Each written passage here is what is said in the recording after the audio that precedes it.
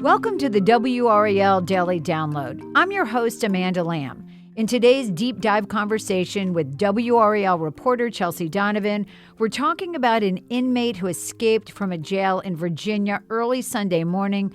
And not just any inmate, but a man accused of shooting and killing a Wake County deputy. This has prompted an all-out manhunt. Chelsea, welcome to the program. Thank you. So to be clear, we are talking Monday night. Obviously, there could easily be developments overnight, and that if that does happen, that will be included in our online story, and that link is in the notes to the podcast. But let's start, first of all, who are they searching for?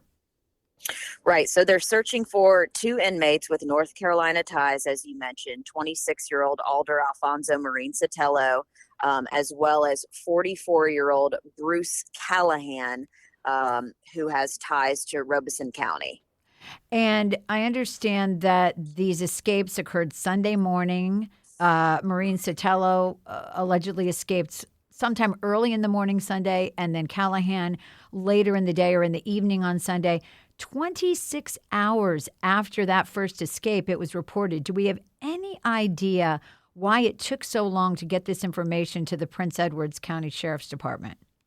I think that's the million-dollar question. So we know that Marin-Sotelo left early Sunday, like you said, and then 22 hours later, the other inmate, Bruce Callahan, they're both housed in the same dormitory with about 70 other inmates. He left.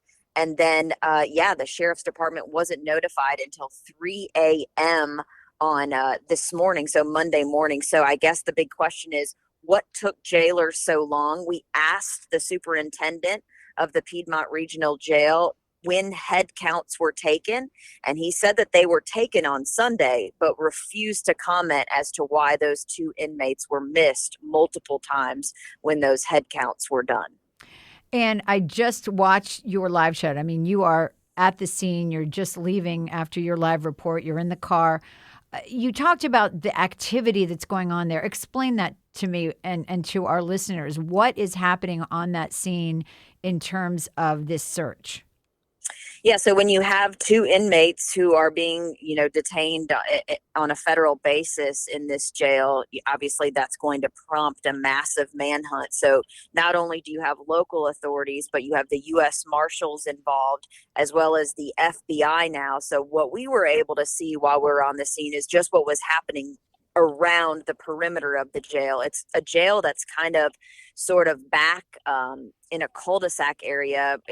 You pass several houses to get to it, and it's kind of back in there, but it's surrounded by woods. So what we were able to see is just part of probably what is an extensive search where canines and sheriff deputies were going and kind of looking basically for any trace of these two men that escaped, almost a day apart.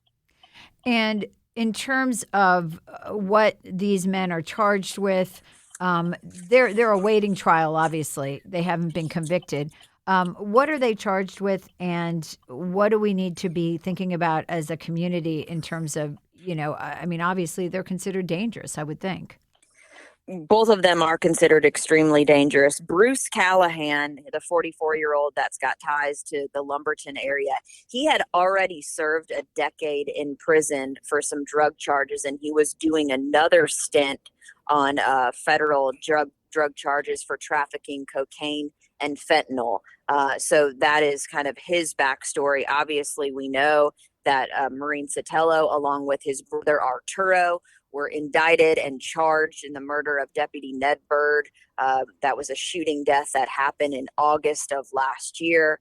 And so obviously Alder Marin-Sotelo is being accused of murdering a law enforcement officer. So obviously that is a huge, it's just a big deal because he, like you said, could be very much dangerous, and the FBI right now is involved in his manhunt. They're not involved in Callahan's, but of course, as you mentioned, these are two men with pretty dark pasts, and so we don't know what they could be capable of, or at this point, virtually, they could be anywhere.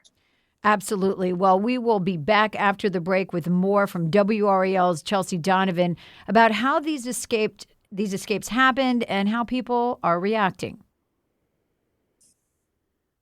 Welcome back to the WRAL Daily Download. I'm talking with WRAL's Chelsea Donovan about the manhunt for a suspect accused of killing a Wake County deputy who escaped from jail. Let's go back for a moment and just remind our listeners about exactly what happened to Deputy Ned Byrd, because obviously this happened back in August, and, you know, it was a big tragedy in this community, in the law enforcement community, and it was something that, you know, people have been really paying close attention to. Yeah, this was a case that happened back in August of last year, and we know that Deputy Byrd, he was on his way to a canine training late in the evening on August 11th when he noticed a suspicious truck, and so he pulled over to investigate, and he left his dog in the car. What we know is that surveillance video that was captured on his dash cam picked up the sound of several gunshots and showed a truck leaving the scene. After that, authorities found him parked inside of his patrol vehicle. This was actually on Battle Bridge Road. It's sort of in southeastern Wake County. He'd been shot 4 times, 3 shots to the back of his head, and then 1 shot that had hit his bulletproof vest. After that, through long, extensive found out in search warrants, federal and local authorities had tapped into 2 brothers' cell phones that were in the area that night, and these 2 men claimed that they were actually deer hunting. But subsequently, what happened is they caught up with these 2 men. Federal authorities caught up with these 2 men in Byrd County, which is in the western part of the state. And they were detained federally and then subsequently charged in Wake County for Deputy Byrd's murder. The brother, Arturo, is actually being held right now in Wake County's jail. And then we've obviously figured out that Alder is, 140 miles north of Raleigh in Farmville, and he was being held there by the U.S. Marshal Service. And that is pretty common to have the U.S. Marshal Service contract beds out in some of these regional jails. Do we know how these inmates allegedly escaped? I mean, is there any information on that? The only thing that the superintendent would share is that it sounds like the 2 men, and I don't know how they did it or who did it first, or if it was planned out well in advance, but somehow manipulated the locking system and escaped out of a rear door. These were 2 men, as I mentioned earlier, that were in a dormitory style unit with about 75 other inmates. And I know that you did get a chance to speak with, or WRAL did, Megan Perkins, who is Ned Byrd's sister. What did she have to say? I mean, this has got to be really devastating to hear this.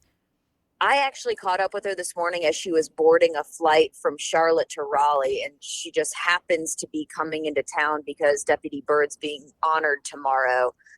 Actually, it'll be, when people hear this, it'll be today. So he's being honored Tuesday. Yeah, correct? So he's being honored Tuesday in Cary at an event honoring fallen law enforcement. So she's happened to be coming this way, and when I caught her, she was actually boarding the flight, and she just said that she was completely shocked. I mean, she didn't even know what to say.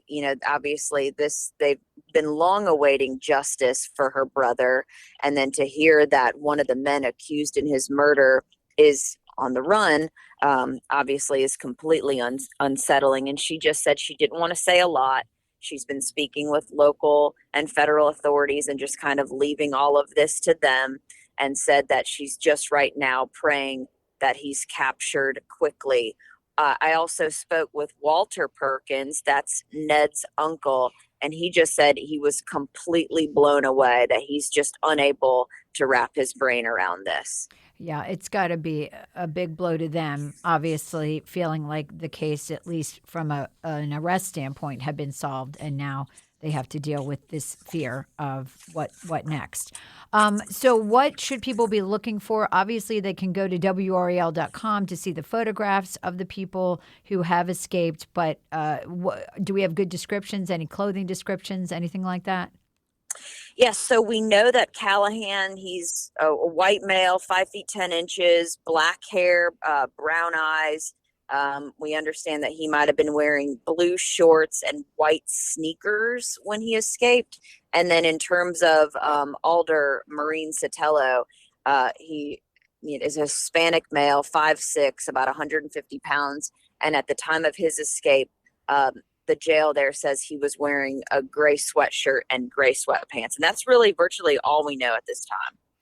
Chelsea, thank you so much for breaking down what you know in this developing story. Of course, I know you will continue to follow it. And thank you for listening to the WRAL Daily Download and making us part of your morning routine. If you like what you're hearing, please rate us on Apple Podcasts or on whatever podcast app you use. Another great way to get WRAL news is the Morning Briefing newsletter. It's a daily email waiting in your inbox every morning with Triangle news events and headlines to get you ready for the day. Sign up at WRAL.com/newsletter.